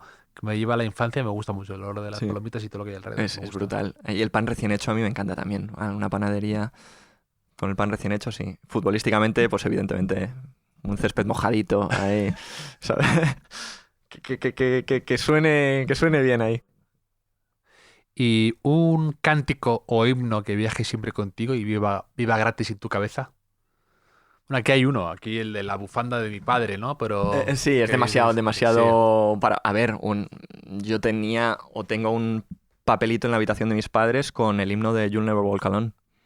Me parece el cántico más Sí. futbolero, o no es futbolero el cántico como tal, pero es la vinculación que tiene a un club ese cántico con el Liverpool. A mí me... El otro día hubo un titular, el partido del Madrid-Liverpool, que gana el Liverpool 1-0, que Courtois está imperial, y un titular era Courtois camina solo. Me dio rabia no haberlo, que no se me hubiera ocurrido a mí. Sí. Me gustó. Sí. Luego hay muchos cánticos. A mí de Inglaterra me gusta mucho que ironizan mucho con los cánticos. O sea, son muy cantantes, les gusta Sí. mucho cantar. En España no se canta tanto y desde luego no se improvisa tanto. Yo qué sé, el cantar en un estadio we have the ball, cuando te están dando un meneo Sí. porque no tocas la pelota, Sí. me parece muy divertido que se ironice sobre su propio equipo de qué bien tenemos la Sí, pelota, ¿sabes? sí. Ese tipo de cosas, creo, o This is a Library, que es una cosa que se canta muchísimo cuando viene la afición visitante y dice, aquí no canta nadie de los locales, y le están Sí. cantando, esto es una biblioteca, ¿no? Sí. Esto es una... Creo que hay cánticos muy divertidos en el fútbol inglés, y el aprender a veces a reconocerlos en las retransmisiones me Claro. gusta mucho porque interpretas qué es lo que está pasando. Sí, que es como una obra de teatro, ¿no? Dices, Mm. ahora es el momento en el que se meten con el porque Sí, no sí. está pasando nada, sin intermedio. ¿Un talento oculto que tenga Álvaro de Grado? Yo creo que en general soy alguien que hace pocas cosas bien, pero intento hacerlas lo mejor posible, ¿sabes? Sé hacer malabares con mandarinas, quiero decirte. Eso te abre muchas puertas, Álvaro. Claro. No, pero mira, talento oculto, que ahora ya no es tan oculto, pero me sé las fechas de cumpleaños, no fechas de cumpleaños, año de nacimiento de todas las personas a las que en algún momento me lo dicen. O lo leo. O sea, por ejemplo, sé cuál es tu fecha de nacimiento. Tu año. Por favor, no no empezamos aquí a herirnos. Claro, pero me pasa sobre todo, obviamente, con los jugadores o con las personas con las que en algún momento yo he leído en qué año de nacimiento, qué año nacieron. Y los retengo, como le pasa a tu hermano con los dorsales. Sí. Sé decir que esta persona es del 93, del 92 o del 2001 con una facilidad. Bueno, es que y los futbolistas creo que es importante retener esa información. Las porque generaciones, al final, cuando tú vas... generaciones, y te da un poco... es importante saber en qué momento de su carrera están. Por ejemplo, mira, para que te hagas una idea, yo ahora mismo puedo ser, por mi edad... Tú eres del 91. Vale, lo has dicho en voz alta. Yo soy, al mismo tiempo, soy Eden Hazard, Sí. que está retirado desde hace un año, o soy Virgil van Dijk, que Sí. está en casi la cima, ¿no? del fútbol. Yo soy De algún Luka modo. Modric y Cristiano Ronaldo, por eso es muy importante que Que no digamos la fecha. Por eso es muy importante que se mantengan, porque Claro. es Es tu último resquicio, es ¿no? mi Con último resquicio de poderme sentir cercano a la práctica del fútbol, en cuanto a si ellos se mantienen, todavía no envejezco, ¿sabes? Claro, Es como... claro. Tú piensas que hay entrenadores mucho más jóvenes que tú. No, eso es una cosa que detesto. Y incluso algunos que yo. Y que eso es algo que estoy muy en contra y que además, por supuesto, me parece que lo que tiene que ser muy duro ¿Es? es el momento en el que el presidente de tu país es más joven que tú. Uf. Eso ya. tiene que ser decir, ¿cómo? O sea, ¿cómo ha sucedido esto? Este niñato. Sí, sí, ¿en qué ¿Quién? momento, Sí, en sí. qué momento ha sucedido? No, pero bueno, por ejemplo, ahora el alcalde de Nueva York es un chico, o sea, es muy joven. ¿Ves? Nunca he visto su edad, no me sé. Sí. O sea, no he visto nunca el año, no sé qué edad tiene. Sé que es Sí, joven, pero no me sé cómo de joven. por eso. Y tiene que ser. Me parece muy, muy impresionante esto. Cuando veo un entrenador de fútbol más joven que yo, absolutamente estoy esperando que le despidan inmediatamente. O sea, no lo disfruto. Nagelsmann, no sé qué, en el Bayern de Múnich, venga, fuera. Ya ¿Ves? está. Yo esta relación con los de mi edad, yo la desarrollé mucho al principio, claro, cuando estaba en el colegio todavía, y veía que alguien que solo era un año mayor que yo, que era Bojan Kirkic, Sí. estaba en lo más alto. Sí. Bojan Kirkic os hizo mucho daño a todos. Bojan nos destrozó porque yo estaba haciendo un examen, no sé, de filosofía en Sí, claro. bachillerato y Bojan metía goles en la Champions. Claro, pero es lo que pasa ahora con Lamine Yamal, ¿no? Claro, que Lamine Yamal es una cosa tan extraterrestre Sí, sí. que haya sido tan joven, decisivo en la Eurocopa de España o con Ujú. el Barça con 17 años. Y pues te claro, hace perder la perspectiva de muchos otros jugadores que son mayores que Claro, él, que por siguen siendo supuesto. jóvenes. por supuesto. Porque pierde la perspectiva, incluso la paciencia de, bueno, este tío ya tiene 19 años, ¿qué hace? Que no ha llegado, ¿por qué no está más arriba? Se ha quedado con 19 años. Sí. No, y que dices, no, a mí eso me parece como muy cruel con el fútbol, ¿no? Que no sé quién es un abuelo ya, dices que tiene 34 años. O sea, no digamos Perdóname. tonterías, por favor. O sea, no, y que es verdad que también por eso me gusta que estos jugadores importantes se mantengan, porque creo que rompe una especie de obsesión, ¿no? El de a partir de los 30 años ya solo te renovamos de año en año, ¿no? Y bueno, eso dependerá de cómo estés Y del nivel que estés rindiendo, dando. ¿no? Y que sí. hay muchos jugadores que cada vez más se ha visto, ¿no? Que tienen sus mejores años un poco más tarde de lo habitual o de lo que estábamos acostumbrados. O sea, el Benzema increíble lo vimos a partir de los 30 años. Ujú. Y ha habido 1000 casos de jugadores que de repente... Que esa es la crueldad del deportista. Eso se lo oí decir a Nowitzki ¿Ah, sí? y a Ginóbili también. Decían que es algo que tienen que lidiar con ello, que es cuanto mejor entiendes el deporte, cuanto Claro. mejor entiendes el juego, cuanto mejor entiendes las pequeñas cosas que antes se te escapaban, es cuanto no llegas a ellas. O cuando a veces se te escapa, pero no tienes el físico, no Sí. tienes la elasticidad, no tienes la explosividad. Y eso, convivir con eso es muy... Que se le pide una serie de decisiones al profesional cuando tiene una edad que no está capacitado para cuanto tomarlas más- a veces. Cuanto más te cuidas y cuanto más tal, no Sí. tienes... es una vida de equilibrios eso. Creo que había una frase de Mike Tyson, creo que era un boxeador, que decía algo así como que envejecí pronto pero maduré tarde. Claro, que eso no tiene por qué ser por el tema solo de...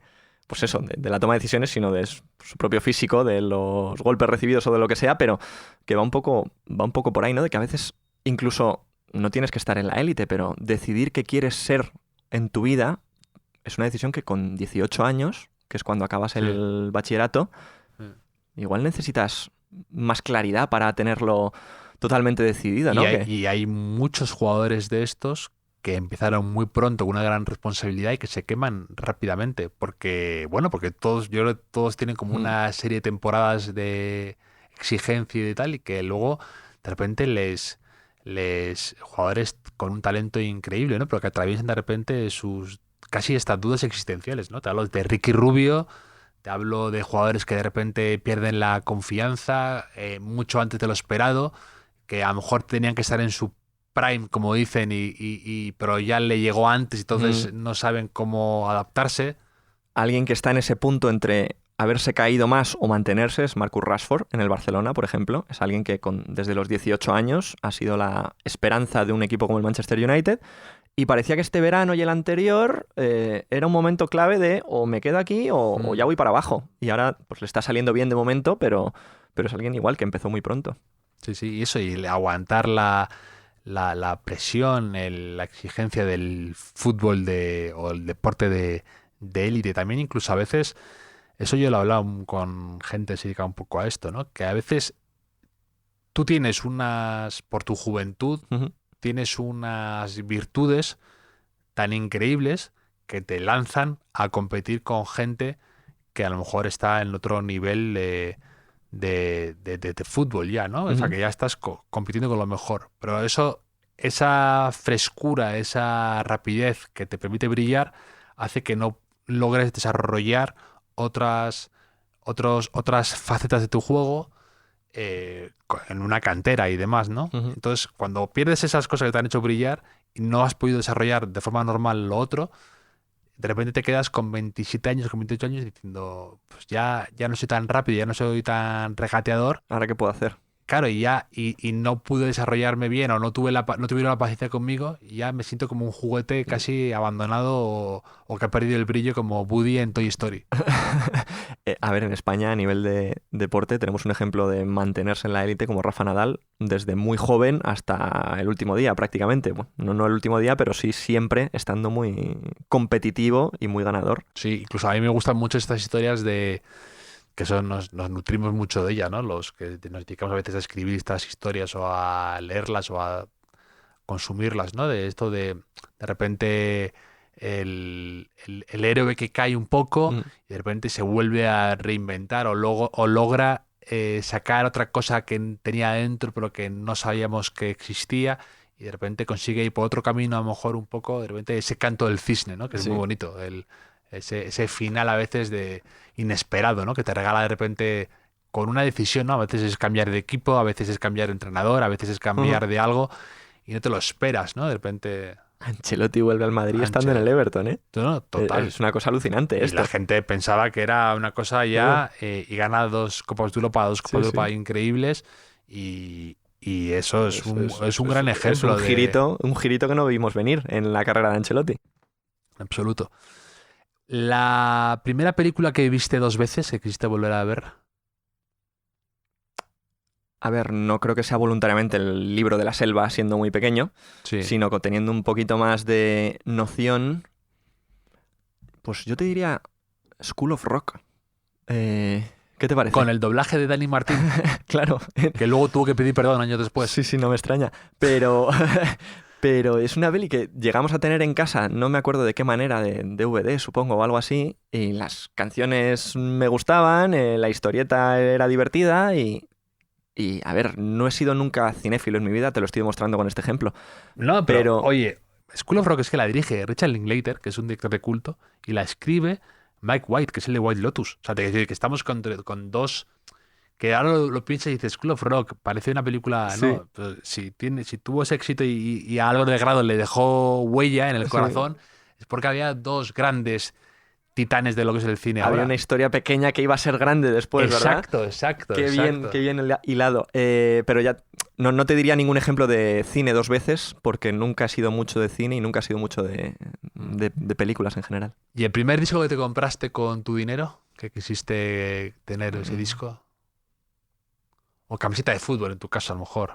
No, camiseta de fútbol no lo sé, no, pero disco de música sí que recuerdo uno, que yo creo que fue de los primeros que pedí, que en realidad no sé muy bien por qué, pero era una banda británica de estas boy band, Busted. ¿Tú te acuerdas de estos? Hombre, totalmente. Tenían un single que era... El año 3000. Sí, y Air Hostess, que era azafata azafata. de vuelo. Sí. Pues yo creo que ese disco, que además creo que era un concierto en directo en Manchester, si no me equivoco, yo no sé por qué ese single me gustó y estaba en la edad, no sé cuánto sería esto, 14, 15 años, que creo que lo pedí por Reyes. Y es un disco que estos luego se acaban separando, no tienen tanto futuro, pero durante 2 o 3 o 4 años hicieron varios discos. Hicieron la banda sonora de Thundercats también, me acuerdo. Ajá, sí, correcto. O de Thunderbird, no sé lo que De era. Thunderbird, sí, sí. Thunderbird, esto. Y luego el cantante Se de separa y Busted tiene se cierta separa carrera. y hace una carrera como de repente como más rockera y Sí. tienen un single, me acuerdo perfectamente, que se llamaba La carcajada de Palahniuk, Ajá. que es Chuck Palahniuk, el escritor del Club de la Lucha, que Ajá. me pareció como, digo, que de repente se ha ido como a lo más... Pues hace varios años estos se reunieron y sacaron un disco, Busted, Sí, claro. que le di una oportunidad y luego no me gustó ni nada. Yo iba a mis clásicos de mi disco de siempre, me las sé de memoria, las 8 o 10 canciones que hay y ya está. Y es una cosa que tengo como muy de mi adolescencia, que no le he dado más recorrido. Pero vamos, esa escena la tengo seguro en mente de estar de hecho escuchándola con los cascos como se escuchaban antes los discos en la tienda, que te ponías... ¿sabes? Que lo tenías Sí, ahí para elegir, bueno, te ponías el casco. Hay una escena de la película Barrio que me encanta, Mm. que sale eso, de cómo los tres amigos estaban escuchando en un centro comercial y viene un guardia de seguridad como a echarle la bronca. Salía otro día en el Instagram muy recomendable de Cultura de Barrio. Oh. Y hay una foto que me encanta de David Beckham Ujú. escuchando con los auriculares detrás de un sofá Sí. en casa de sus padres. Que es una foto de verdad muy bonita, me gusta mucho esa foto. Sí. La compartiremos por aquí luego cuando compartamos el podcast. Es una boy band que en realidad, o sea, no te creas que me representa tanto a nivel musical con lo que ha sido mi vida después. Quiero decir, no he seguido escuchando este tipo de música, pero en ese momento... Pero esta justificación ahora que viene, de repente con No. desmarcando Pero- de Busted. Que, oye, No, que me encanta. Además de Sí. música tiro por muchísimos extremos en mi vida, o sea que no Sí. tengo ningún problema. Tiene fama Inglaterra y un poco Manchester, que me perdonen tus queridos oyentes y más de café para cafeteros, de comer mal, ¿no? Sí. Pero ¿cuál dirías que es tu comida favorita en esos años? ¿Cuál era lo que descubriste ahí en tus 9 años de exilio en Inglaterra que defenderás y morirás en esa colina? Pues que un día tonto un fish and chips entra de maravilla. Un poquito de las salsas del tipo que le echen ahí. Pero un día en un pub meterte un fish and chips, pa'lante siempre. Siempre. Igual que ahora hay días que me apetece y te pides una pizza o te comes un kebab o ese tipo de cosas, en Inglaterra tenías tus ratitos para el fish and chips y genial. Ahora bien, no te creas que guardo buen recuerdo, porque acabábamos yendo a restaurantes que no eran ingleses. Acabamos tomando cosas incluso en restaurantes que estaban españolizados. Sí, Porque bueno. ha habido... En Manchester fue muy famoso durante varios años un restaurante que fue de propiedad de Juan Mata. Sí. Entonces allí tú ibas y te tomabas ¿Cómo se llamaba ese restaurante? el Tapeo El and Wine, Tapeo and Wine. que fue nuestro salón de casa durante... Pero luego no tuvo otro restaurante Guardiola, se llamaba Gracias. No, el Tast. Guardiola tuvo el Tast. El Gracias era otro, pero ahora mismo no me acuerdo cuál era, pero ese no era de Guardiola. Que Enrique Ballester siempre dice con mucha gracia que habría que abrir otro, se llamara Muchas Gracias. Cerca. Que fuera mejor, más grande. Exacto, como competir con ese Sí. y eso. Pero no, yo en Manchester fui a Rosso, Rosso. que era de Río Ferdinand. de Río Ferdinand. Sí. Pues ahí En mi hemos época ido... cuando defendí los colores y Río Ferdinand era compañero de casi de vestuario. Era colega. Colega pues, de escudo y tal. te llevaba a esos sitios. Es que luego allí, claro, evidentemente te acabas relacionando con muchos que no son ingleses y acabas yendo a sitios cómodos y buenos para ti. Sí. O sea, nunca he comido, por ejemplo, tanto jamón serrano como en esos 9 años. Es que es increíble eso, ¿eh? Siempre he tenido jamón ibérico en la nevera. Siempre durante 10 meses del año. Es una cosa, cada vez que viene alguien te trae un paquete de jamón ibérico. Pero, chico, regálame otras Sí, cosas. que no vivimos en los años Claro, ya que la o sea, gente vivía con eso de... sí, Jamás sí. lo he echado de menos, este tipo de cosas, porque siempre que viene alguien te trae, toma, me ha dado mi madre, toma, un par de paquetes de jamón. Vale, pues ahí está en la nevera, siempre había jamón. Sí, que eso me ha hecho muchas veces. Yo lo comento con algún amigo, eso de decir, no, que no como jamón tanto como para que añore el sabor de la grasa del paladar de un buen jamón de 5J. ¿Cuál dirías que es tu estado de ánimo actual?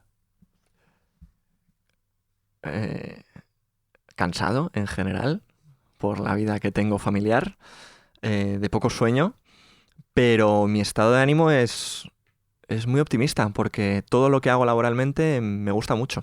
Y creo que eso es un privilegio que en el periodismo y periodismo deportivo más concreto no es tan habitual.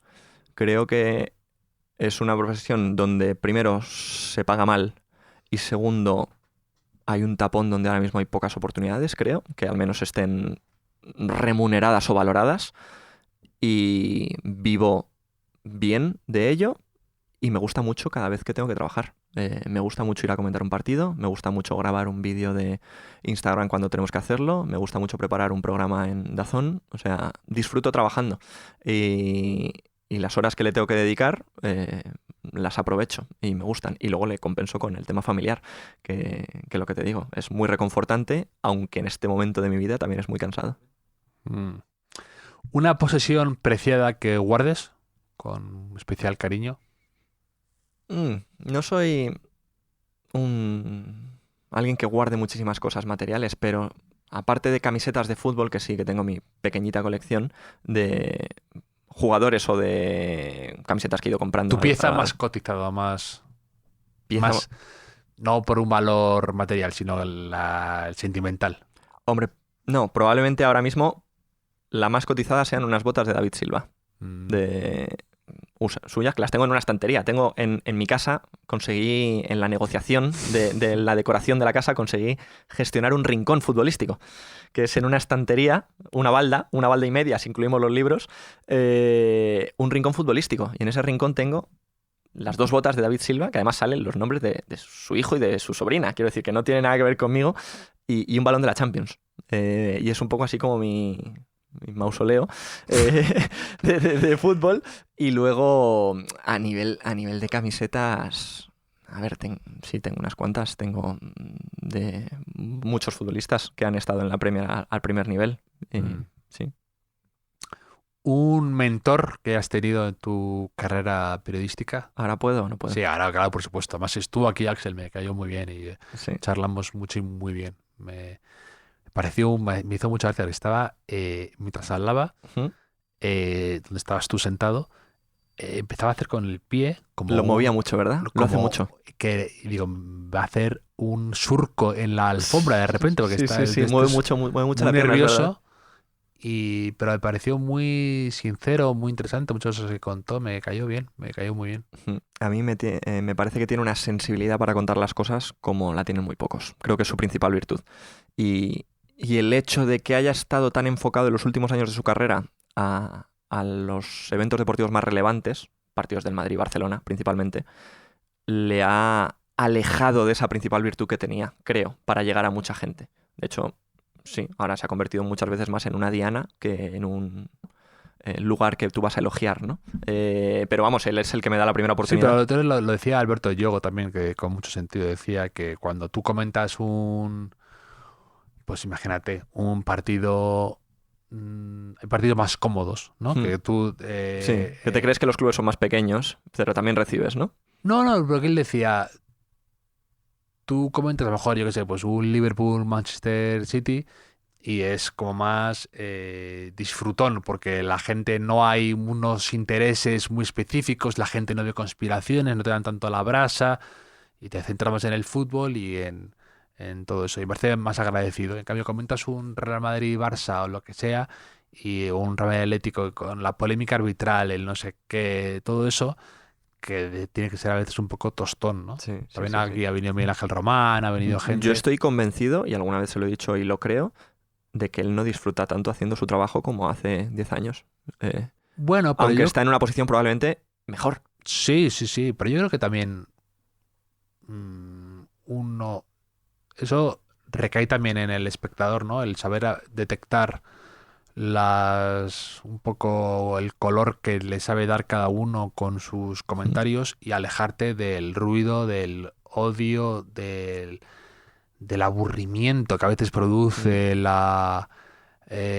debate estéril, la polémica ridícula, la obsesión arbitral, todo eso. Eso es muy aburrido y creo que a mí me da pena, fíjate, de todo esto del fútbol, que se han convertido a los árbitros en tan protagonistas. Eso me parece una tristeza. Es decir, que tienen un protagonismo que es ya más... aparecen más en televisión casi que los propios entrenadores o que los futbolistas. Eso yo no me sé las caras ni los nombres, me pasa también esto. Igual que con los dorsales, soy muy poco capaz de retener los nombres y vincularlos con sus propias caras de los árbitros. Bueno, y ahora además en España. No me puede interesar menos. Y aparte ahora sí. que ahora hay como cambios, ¿no? de de los apellidos. Que ahora, bueno, claro, es verdad. Sí, que ahora no puede ser Muñoz Pérez, sino solo es Muñoz, ¿no? Sí. Está. Pero bueno, por cerrar la respuesta, Axel es quien me da la primera oportunidad. Y creo que en un mundo como el nuestro, esa primera oportunidad vale muchísimo, porque es cuando tú no has demostrado nada y cuando te están abriendo una puerta y un camino. Y gracias a esa primera oportunidad, y probablemente toda la compañía y la mentoría también durante el camino, me ha convertido de alguna manera en lo que he terminado siendo, ¿no? O he querido parecerme en algunos casos también de mi vida. Entonces yo creo que la respuesta... y que ha escrito la mejor página y media que se ha escrito sobre mí en mi vida también. O sea, alguien que me tuvo en esa estima, pues yo también lo valoro un montón, claro. Un lema para acabar que tengas presente o que te guste decir a gente que a lo mejor empieza en lo que tú estás haciendo y que es un mundo, como tú acabas de decir y explicar muy bien, complicado o sinuoso, o que podrías tener en tu rincón ese que te han dejado futbolístico junto a las botas de Silva y una frase que pudieras tener ahí. Sí. Como... Mi lema principal, y que va un poco relacionada con el capítulo que has mencionado antes de el adiós de Pellegrini y el fichaje de Guardiola, es que tenemos que estar en los sitios y que no tienes que ir a Inglaterra o a Manchester para hacerte carrera, para hacer carrera. Pero probablemente al lado de tu casa, en tu pueblo, en tu ciudad, hay eventos deportivos que te van a servir de ayuda para hacerte profesional, para empezar a tener tu primer contacto, para hacer tu primera crónica, para acercarte al primer club, para, no sé, esas primeras entrevistas que son necesarias para luego darle forma a tu carrera, las vas a hacer seguramente estando en los sitios. Y creo que es muy importante que los primeros pasos los des moviéndote tú, no estando en tu casa, solo grabándote a ti mismo o solo leyendo el ordenador. Creo que es importante el relacionarse, el construir tu propia imagen haciendo lo que te gusta y conociendo gente, porque es lo que luego te sirve de puente para ir creciendo y que se sepa de tu valor por lo que haces en los sitios.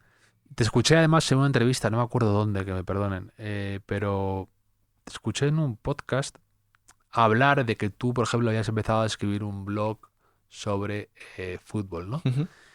Y cómo las visitas que te llegaban le dabas mucha importancia. Y creo que ahora, por cómo está montado el sistema, hay una cierta o total dictadura de los números, ¿no? Uh-huh. Que parece que si no llegas a 50.000 personas, no haces nada o no interesas a nadie. Uh-huh. Y yo en eso, a gente que empieza o gente con la que hablo, siempre les digo que cuando vienen a tu casa a cenar 2 personas, te esmeras muchísimo en quitas la caja de pizza vacía del salón, recoges, limpias tal, quieres agradar, les pones agua, les pones, quieres que disfruten de su momento ahí, uh-huh, en tu casa. Y creo que eso, en todo lo que uno hace, en todo lo que uno escribe, tiene que estar presente ese espíritu, porque es incluso, es lo mismo para mí, es que alguien entra en mí. Y que no hay que olvidar que ahora mismo mi profesión o mi especialidad es un nicho. Es decir, yo no aspiro a muchísimas visitas, yo aspiro a que las que tengo sean fieles y les guste lo que hago. Creo que gran parte del dinero que he ganado en estos años o los sueldos que he tenido no han dependido del Real Madrid o del Barcelona, no han dependido de lo que yo sepa contar de deportes que no son el fútbol. Yo me centro en mi nicho y en saber contar bien mi nicho. Y si consigo esa especialización y esa fluidez y esa conexión también con quien me consume en según qué plataforma, creo que estoy ganando también, porque tengo controlado al nicho al que le intereso de verdad, ¿no? Evidentemente habrá quien te contrate para que hagas números, pero no creo que pienses en mí para hacer números sobre un tema que no te lo va a dar, ¿no? Entonces, quien piensa en mí, creo que está proyectando un contenido que igual no va a ser... Pero pasa igual que con los futbolistas que antes decíamos, ¿no? Que a veces la juventud increíble de algunos talentos hace que se desvirtúe la edad de otros, ¿no? Uh-huh. Pues pasa a veces con las cifras, con la gente que aprende a consumir según qué contenido en redes y demás, que ciertas cifras que tiene no sé quién en Twitch o en TikTok o en Instagram o en lo que sea, hace que en un podcast o hace que se desvirtúe la importancia de llegar a quien tienes que llegar, que es mucho más importante que a veces llegar a 100 personas bien, pero que sean 100 personas que te interesan. 100 fieles es... 100 fieles, 100 personas que te van a apoyar, 100 personas que te van a... que son de un nivel o de un que te interesa, de lo que sea de lo que estés hablando, que sean como de... eso puede ser mucho más determinante que esas cifras que a veces se quedan en el aire, ¿no? Que son como... Esto pasa mucho en las campañas de redes sociales, en Instagram, por ejemplo, de moda. ¿A qué perfil le das esta marca de ropa? ¿A alguien que tiene 2 millones de seguidores o a alguien que va a convertir muchísimo más con menos seguidores? Porque todas las usuarias son madres, por ejemplo. Sí. Todas las seguidoras son madres. Entonces, cuando atacas el nicho perfectamente... Me he movido toda mi vida en un nicho. O sea, sé perfectamente cuál es mi rincón en el mundo. Álvaro de nicho, te podríamos decir, en vez de Álvaro de grado. O sea, sé perfectamente que no todo el mundo le interesa el Manchester United y el Liverpool. Sé que hay gente que solo le interesa el Sevilla de su ciudad y el Atlético de Madrid de su ciudad. Entonces, no aspiro a abarcar más de lo que quiero abarcar. Quiero controlar perfectamente lo que estoy abarcando. Pero luego, por ejemplo, lo que tú haces, yo no me considero para nada un experto de fútbol inglés. Mira cómo analice mal a Declan Rice, pero creo que es interesante porque luego a veces cuando tú das con un periodista interesante, bueno, no sé qué, que es lo que me ha pasado con mi amigo Enrique Ballester, lo que ha pasado con Enrique González con sus historias del calcio, con lo que ha pasado con miles de periodistas que he crecido leyendo, es que lo que ellos cuentan de lo que sea, de los Boston Red Sox, de el equipo de que siguen, que tú eso lo traduces a tu mundo, a tu vida, y eso es lo divertido, lo universal, lo que trasciende, lo transversal, ¿no? Y porque si no consiguiera conectar con el resto de gente, yo me quedaría sin trabajo, quiero decir, porque si ya no les está interesando de primeras a lo que yo me dedico, si no consigo llegar a ellos e impregnarles un poco de lo que me gusta... Inocular el veneno, claro, Premier, necesito fútbol inglés. Picarles de alguna manera con el contenido o los intereses o la curiosidad que yo tengo para que se vengan un poquito o me den una oportunidad en algún momento, ¿sabes? Que haya un capítulo que les ha gustado, que no habla de fútbol, pero les habla de un jugador que... Mira, un ejemplo... A mí tú me pasaste una cosa que yo había escrito hace años, el otro día mirando nuestra conversación de WhatsApp, porque viste un futbolista de rizos en el Bernabéu una vez y te acordaste de una cosa que yo había escrito como 5 años atrás y aluciné. Y eso me parece un detalle como de una anécdota muy pequeña que cala y que pincha un poquito en alguien, les sirve para recordarla en el futuro y me la lanzaste. Dices, creo que he visto a uno de los que escribiste hace no sé cuánto tiempo. En este que teníais mucha gracia tú y tu amigo Paul, Fútbol de lo Bueno, que escribíais sobre futbolistas así... O historietas o anécdotas. Historias, sí. Pero tenía mucha gracia y la gente sigue por ahí sigue Paul Bayús, que es mi hermano periodístico. El perfil sigue, ¿no? Y es Fútbol del Bueno, pero sin la diéresis, claro. Con GU, ¿no? Sí, bueno, que es un Instagram de historias de 1 minuto. Era el concepto. Estaba muy bien escrito, tenía mucho sentido del humor y me gustaba mucho. Luego, nuestras profesiones nos llevaron a otros lados, pero siguen ahí un montón de historietas. Yo no he visto a nadie, casi nadie de los que salen en esas historias. Pero te acuerdas de algunos. Te da igual, porque lo divertido es lo que hay alrededor y lo que envuelve. Sí. Así que, bueno, pues que la gente se acerque a Away Days, el libro en el que Álvaro de Grado cuenta cómo ha jugado fuera de casa muchos días y muchos años y muchas noches y muchas tardes por Manchester y alrededores. Un libro que no da noticias y que narra las aventuras y desventuras de un corresponsal. Cuenta historias sobre una tierra a la que el balón se lo debe todo. Away Days con Panenka. Un placer tenerte por aquí, Álvaro. Ha sido un placer, muchas gracias.